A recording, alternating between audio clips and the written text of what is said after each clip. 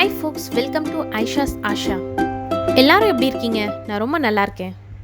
நம்ம வீட்டில் நம்ம கையாலேயே எல்லா ப்ராசஸும் பண்ணி நம்ம ஒரு வெஜிடபிளோ இல்லை ஃப்ரூட்டோ நம்ம அறுவடை செய்யும்போது அதில் கிடைக்கிற சந்தோஷம் எதுக்குமே நிகராகாது.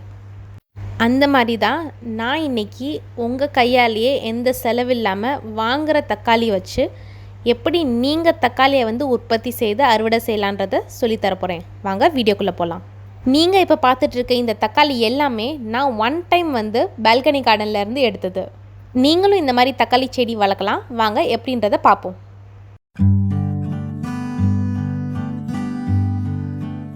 ஃபர்ஸ்ட் நீங்கள் கடையில் வாங்குகிற தக்காளி எடுத்துக்கோங்க. இதை நல்லா சென்டரில் கட் பண்ணிவிட்டு இதில் இருக்க சீட்ஸ் எல்லாமே எடுத்து நம்ம இப்போ பாட்டிங் சாயில் ரெடி பண்ணிவிட்டு அதில் நம்ம விதைக்க போகிறோம். உங்கள்கிட்ட கார்டன் சாயில் இருந்துச்சுன்னா அது 60%, ஆர்கானிக் கம்போஸ்ட் 40% எடுத்துக்கோங்க. இதை நல்லா மிக்ஸ் பண்ணிவிட்டு சாயில் மிக்ஸை ரெடி பண்ணிக்கோங்க. நீங்கள் பாட் நல்லா வெல் ட்ரெயின்ட் பாட்டாக எடுத்துக்கோங்க. கீழே நல்லா ஹோல்ஸ் இருக்கணும். அப்போ தான் தண்ணி அதில் நிற்காமல் நீங்கள் தண்ணி ஊற்றும் போது எல்லாமே வடிஞ்சு போயிடும். அப்போ தான் சாயில் மாய்ஸ்சர் கண்டென்ட் ரீட்டைன் பண்ணும். உங்களுக்கு ஈரப்பதத்தோட உங்களோட மண் இருக்கும். அடுத்து நீங்கள் டொமேட்டோ இந்த மாதிரி ஸ்லைஸ் பண்ணி வச்சு அது மேலே நீங்கள் ஒரு லேயர் மண் போட்டு விதைச்சாலும் சரி, இல்லை இந்த மாதிரி சீட்ஸ் கடையில் வாங்கி நீங்கள் இதை தூவி விட்டு நீங்கள் பண்ணாலும் சரி, 1 இன்ச் டீப்பில் நீங்கள் விதையை விதைச்சிக்கோங்க. அதுக்கப்புறம் அந்த பாட்டிங் மிக்ஸை எடுத்து அதே ஒரு லேயர் நீங்கள் கவர் பண்ணிவிட்டு நல்லா வாட்டர் பண்ணி விட்டுருங்க. 7 நாளில் உங்களுக்கு இந்த மாதிரி ட்ரூ லீவ்ஸ் வந்துடும் ஜெர்மினேட் ஆகி. இந்த ஸ்டேஜ் வரைக்கும் நீங்கள் பார்ஷியல் சன்லைட்டில் வச்சுருங்க. டைரக்ட் சன்லைட் படாத மாதிரி வச்சிங்கன்னா தான் உங்களுக்கு நல்ல ஒரு ரிசல்ட் கிடைக்கும். அடுத்து உங்களுக்கு 3rd ட்ரூ லீவ்ஸ் ஒரு 14 டேஸில் உங்களுக்கு வந்துடும். பாருங்கள் இதோட க்ரோத் எப்படி இருக்குன்றத.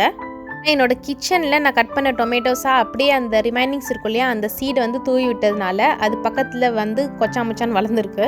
16வது நாள் இந்த மாதிரி ஒரு க்ரோத் கிடைக்கும். 20லேருந்து 25வது நாள் வரைக்கும் உங்களுக்கு 6லேருந்து 8 இன்ச்சஸ் உங்களுக்கு பிளான்ட் க்ரோத் கிடச்சிரும். அதுக்கப்புறம் என்ன பண்ணலான்னா உங்களுக்கு இந்த பிளான்ட் தனித்தனியாக நீங்கள் டிரான்ஸ்பிளான்ட் பண்ணி நீங்கள் வளர்க்க ஆரம்பிச்சிடலாம். ஒரு 4லேருந்து 6 இன்ச் டீப் வரைக்கும் நீங்கள் நல்லா குழி தோண்டிட்டு அந்த மண்ணில் இந்த மாதிரி செடியை எடுத்து நீங்கள் டிரான்ஸ்பிளான்ட் பண்ணுங்கள். டிரான்ஸ்பிளான்ட் பண்ணதுக்கப்புறம் மண்ணை எடுத்து நல்லா மூடிட்டு இதை நல்லா வாட்டர் பண்ணி விட்டுருங்க. தண்ணி உங்களுக்கு மேலே இருக்க சாயில் ட்ரை ஆகிற வரைக்கும் நீங்கள் ஊற்ற அவசியம் இல்லை. வெறும் மாய்ஸ்சர் ரீட்டைன் பண்ணால் மட்டும் போதும். இந்த பிளான்ட் நீங்கள் க்ரோ பேக்கில் வளர்க்கலாம், இல்லை 20 லிட்டர் வாட்டர் கேன்ஸ் கிடைக்கிது இல்லையா அதில் வளர்க்கலாம், இல்லை ப்ராடராக இந்த மாதிரி உங்களுக்கு பிளான்ட் பாட்ஸ் இருந்தாலும் அதுலேயும் வளர்க்கலாம். எவ்வளோக்கு எவ்வளோ நீங்கள் ஒரு மினிமம் 12 இன்ச் டீப்பாக இருக்கிற பாட்ஸில் வளர்த்திங்கன்னா உங்களுக்கு ஹார்வெஸ்ட் டைமில் நல்லா உங்களுக்கு ஈல்டு கிடைக்கும். நான் யூஸ் பண்ண பிளான்ட் பாட்டோட டீப் எவ்வளோ இருந்துச்சுன்னா 15லேருந்து 18 இன்ச் இருக்கும். நீங்கள் டீப்பாக எவ்வளோ நீங்கள் இந்த கண்டெய்னரில் வளர்க்குறீங்களோ அவ்வளோக்கு அவ்வளோ உங்களுக்கு பிளான்ட் ஸ்ட்ராங்காகவும் இருக்கும். உங்களுக்கு நிறைய டொமேட்டோஸும் நீங்கள் எடுக்கலாம். டிரான்ஸ்பிளான்ட் பண்ணதுக்கப்புறம் 2 நாளைக்கு இந்த மாதிரி பார்ஷியல் சன்லைட்டில் வைங்க. அதுக்கப்புறம் 4லேருந்து 6 மணி நேரம் டைரக்ட் சன்லைட் எங்கே படுதோ அந்த இடத்துல இதை மாற்றிடுங்க. இப்போ நம்ம இன்ட்ரெஸ்டிங் ஃபேக்ட்ஸ் பார்ப்போம். டொமேட்டோஸ் எப்போவுமே ரெட் கலரில் இருக்காது. இது எல்லோ கலரில் இருக்கலாம், பிங்காக இருக்கலாம், பர்பிளாக இருக்கலாம், பிளாக்காக இருக்கலாம், ஈவன் ஒயிட்டாக கூட இருக்கலாம். நியூ ஜெர்சியோட அஃபிஷியல் ஸ்டேட் வெஜிடபிள் என்னன்னா தக்காளி தான். ஓஹியோன்ற நாட்டில் அவங்களோட அஃபிஷியல் ஸ்டேட் பிவரேஜ் என்னன்னா டொமேட்டோ ஜூஸ் தான். டொமேட்டோவும் ஒரு ஃப்ரூட் தாங்க, வெஜிடபிள் இல்லை. ஸ்பெயின் நாட்டில் இருக்க ஒரு கிராமத்தில் தக்காளியை ஒருத்தவங்க மேலே ஒருத்தவங்க வீசி ஒரு ஃபெஸ்டிவலாகவே கொண்டாடுறாங்க. உங்களுக்கு இந்த இன்ட்ரெஸ்டிங் ஃபேக்ட்ஸ் பிடிச்சிருந்தா கண்டிப்பாக லைக் பண்ணுங்கள், ஃப்ரெண்ட்ஸ் அண்ட் ஃபேமிலியோட ஷேர் பண்ணுங்கள். ஐஷாஸ் ஆஷாக்கு சப்ஸ்கிரைப் பண்ண மறந்துடாதீங்க. 55வது நாளுக்கு அப்புறம் உங்களுக்கு இந்த மாதிரி பூக்கள் பூக்க ஆரம்பிச்சிரும். பூக்கள் பூத்ததுக்கப்புறம் உங்களுக்கு இந்த மாதிரி காய் வளர ஆரம்பிச்சிரும். உங்களுக்கு பூக்கள் பூக்க ஆரம்பித்ததுக்கப்புறம் இது ஏர் பாலினேஷன் மூலமாக இந்த மாதிரி காய் வளர ஆரம்பிச்சிரும். சப்போஸ் ஏர் பாலினேஷன் நடக்கலை அப்படின்னா உங்களுக்கு இந்த மாதிரி பூக்களே வராது, இந்த மாதிரி பட்டு போயிடும். உங்களுக்கு தேனி அப்படி இல்லாட்டி இருந்துச்சுன்னா பாலினேட் பண்ணுறதுக்கு ரொம்பவே ஹெல்ப்ஃபுல்லாக இருக்கும். 65 நாளுக்கு அப்புறம் உங்களுக்கு இந்த மாதிரி காய் நல்லாவே வளர ஆரம்பிச்சிரும். 18லேருந்து 20 நாளைக்கு ஒரு தடவை நீங்கள் ஃபர்டிலைஸ் பண்ணிக்கணும் உங்கள் பிளான்ட்ஸை. உங்ககிட்ட மீன் அமிலம் அப்படி இல்லாட்டி வீட்லேயே தயாரித்த உரம் ஏதாவது இருந்துச்சுன்னா அதை நீங்கள் யூஸ் பண்ணிக்கலாம். உங்கள் காய் நல்லா ஹெல்த்தியாகவும் இருக்கும், ரொம்பவே பெருசான சைஸ்லேயும் உங்களுக்கு கிடைக்கும். 80 நாளைக்கு அப்புறம் உங்களுக்கு இந்த மாதிரி பெருசாக உங்களுக்கு காய் நல்லாவே பழுக்க ஆரம்பிச்சிரும். தக்காளி பழுக்க பழுக்க அதோட தன்மை ரொம்பவே சாஃப்டாக இருக்கும். அதுக்கேற்ற மாதிரி நீங்கள் தக்காளியை பறித்து எடுத்துக்கலாம். பாருங்கள் தக்காளி எவ்வளோ நல்லா பழுத்திருக்குன்னு. அடுத்த கிளையில் காமிக்கிறேன்.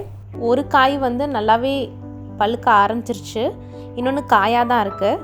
தக்காளி செடி வளர வளர என்ன ஆகும்னா அதோட ஸ்டெம் வந்து ரொம்பவே மெல்லிசாக இருக்கிறதுனால தளர்ந்து போயிடும். அதனால இப்படி ஒரு சப்போர்ட் கொடுத்து கம்பியோ இல்லை குச்சியோ வச்சு நல்லா கட்டி வச்சுருங்க.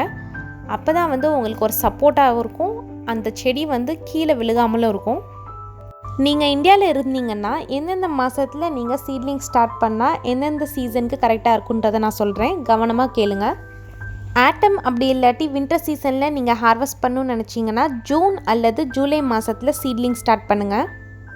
ஸ்ப்ரிங் அல்லது சம்மர் சீசனில் நீங்கள் ஹார்வெஸ்ட் பண்ணணும்னு நினச்சிங்கன்னா செப்டம்பர் மாதத்தில் சீட்லிங் ஸ்டார்ட் பண்ணுங்கள். ஹில் ஸ்டேஷனில் இருக்கிறவங்க மார்ச் அல்லது ஏப்ரல் மாதத்தில் நீங்கள் சீட்லிங் ஸ்டார்ட் பண்ணுங்கள். நீங்கள் குவைத்தில் இருக்கிறவங்களா இருந்தீங்கன்னா நீங்கள் டிசம்பர் மாதத்தில் சீட்லிங் ஸ்டார்ட் பண்ணுங்கள். அப்போ தான் உங்களுக்கு மார்ச்சில் நல்ல ஈல்டு கிடைக்கும். நான் என்னோடய பால்கனி கார்டனில் இருந்து பாருங்கள் எவ்வளோ அழகான சூப்பர்பான ஆர்கானிக்கான தக்காளி நான் எடுத்துருக்கேன்றதை பாருங்கள். இதை நம்ம கழுவி நம்ம குழந்தைங்களுக்கு கொடுக்கலாம், அவங்க எவ்வளோ என்ஜாய் பண்ணுறாங்கன்றதை நீங்களே பாருங்கள்.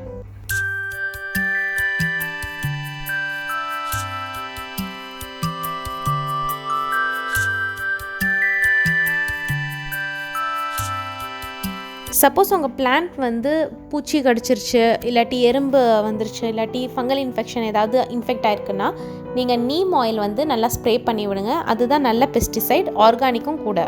ஒரு சின்ன பாட்டில் நம்ம வளர்த்தா எவ்வளோ தக்காளி கிடைக்குதுன்னு பாருங்கள். கண்டிப்பாக நீங்களும் வளர்த்துட்டு உங்கள் தக்காளியோட பிக்சர்ஸ் வந்து என்னோடய இன்ஸ்டாகிராம் ஃபேஸ்புக்கில் டேக் பண்ணுங்கள். ஃபாலோ பண்ணாதவங்க ஃபாலோ பண்ணிக்கோங்க. உங்களுக்கு இந்த வீடியோ பிடிச்சிருந்தா லைக் பண்ணுங்கள். கண்டிப்பாக ஆஷாக்கு சப்ஸ்கிரைப் பண்ண மறந்துடாதீங்க. பார்வையாளர்கள் சந்தாதாரர்களாக இணைவீர்கள் என்பது ஆயிஷாவின் ஆஷா. தேங்க்ஸ் ஃபார் வாட்சிங்.